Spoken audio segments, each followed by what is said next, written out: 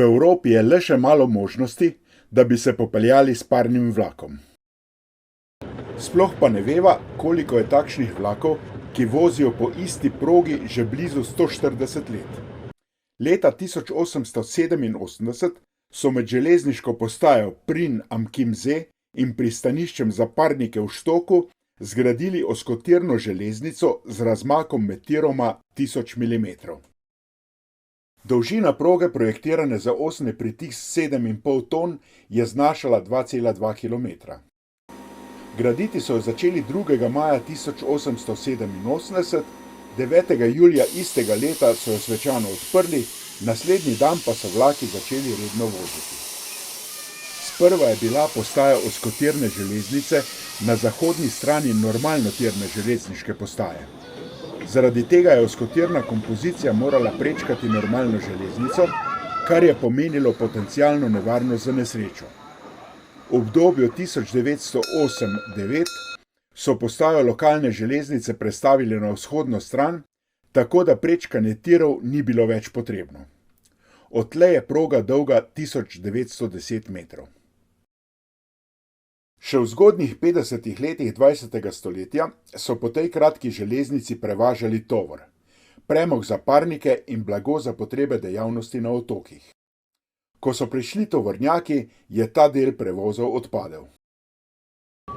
V 70. in 80. letih so v pristanišču zgradili velika parkirišča, tako turisti niso več potrebovali prevoza železniške postaje do pristanišča. Zlasti v 70. in 80. letih 20. stoletja so bili veliki pritiski, da bi železnico ukinili. Vlak je povzročal hrup in ni bil več rentabilen. K sreči so ga zaščitili kot tehniško dediščino in ga tako ohranili. Ob prelomu tisočletja so pristanišče prenovili in zaradi tega tudi malce spremenili potek železniške proge ter zgradili novo remizo. Danes je ta oskotirna železnica turistična atrakcija. Čeprav se večina turistov pripelje z avtomobili, se s tem nostalgičnim vlakom z veseljem zapeljejo. Od začetka obratovanja železnice so ohranili Lauro, ki so jo kot lokomotivo za tramvaj številka 1813 zgradili leta 1887 v tovarni Krauss in Komp. Takšna je vozila do leta 1937, ko so jo vgradili nov bakren kotel. Naslednji večji remont so po zimi 1957–58 opravili v Arnold Jung Lokomotiv Fabrik Kirchen-Sieg, kjer so ji spet zamenjali kotel in moč povečali z 60 na 100 konjskih moči, z 44 na 74 kW. Nazadnje so Lauri zamenjali kotel v obdobju 2018–2021, sedaj vozi z varjenjem. Če je voženj manj, vlak vlečejo z dizelsko lokomotivo, ki so jo v Prin iz podjetja Hallberger Hütte pripeljali leta 1982. V železarni v Posarju so jo do leta 1981 koristili za interni transport. Najprej so jo pobarvali v barve prinske železnice, po zimi 2015–16 pa so jo temeljito obnovili in sedaj ima videz, kakršnega je imela, ko je leta 1962 prišla iz tovarne Klöckner Humboldt Deutz AG.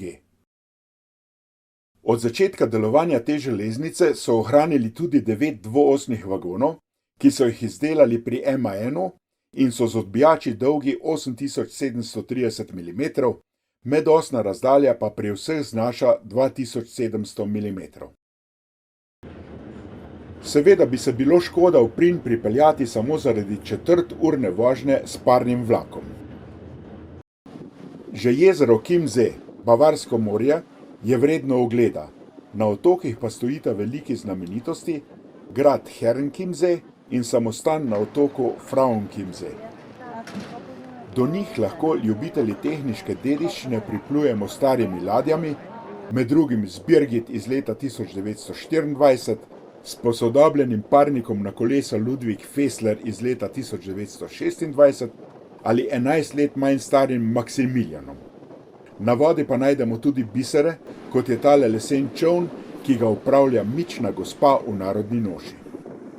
Če si želite še več tehniške dediščine, je v Amerangu avtomobilski muzej. Nič ni narobe, samo prijazen uslužbenec naju je opozoril, da fotografij ne smeva javno objaviti. Škoda. Na Bavarskem je veliko gradov. Eden tudi v Amerangu.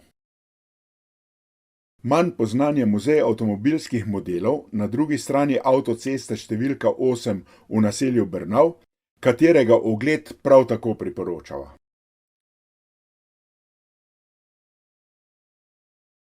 Tam sva bila 2 uri in bi zlahka ostala še dlje.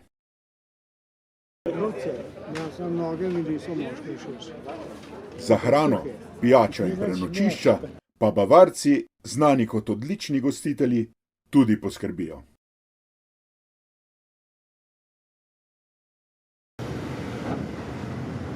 A vseeno ne pozabite, tole nikakor ni navaden vlak.